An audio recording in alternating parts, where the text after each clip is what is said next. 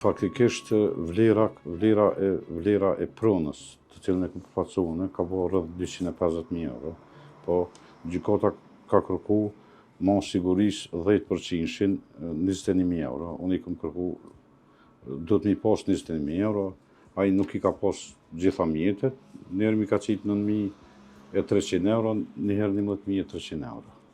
Edhe kam vazhdu me procedu London, mirë për me datën 08/07/2025,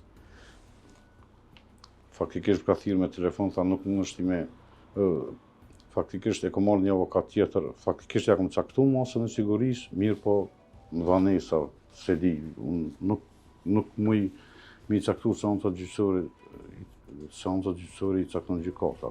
Ndryshe thot, disa minuta pas, Jo, nuk ka aktvendim, mirë po jam konsultu me gjykatën. Kur po thoni që jeni konsultu me gjykatën, në çfarë forme, si çfarë linje komunikimit ka qenë konsultimi me gjykatën për me bë këtë pagesë nga ana e palës? Vetëm me parashtresa dhe gjykatës që këna drejtu vetëm me parashtresa.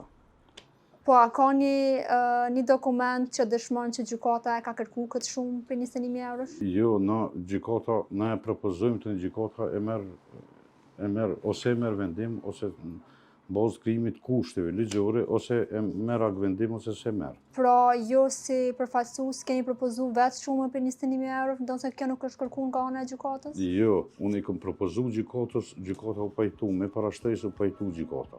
Por a u pajtua realisht gjykata? Ismet Islami ka një përgjigje tjetër kur pyetet prap në fund të intervistës. A keni pas një fletkthesë ose një parashtresë nga ana e gjykatës ku pajtohet me këtë shumë? Jo, nuk kena pas, veç kena pas masa e sigurisë caktohet. Ndonse në këto audioingjizime dëgjohet duke folur edhe për mbaruesi Isak Islami, ai mohon të ketë folur për çështjen e parave.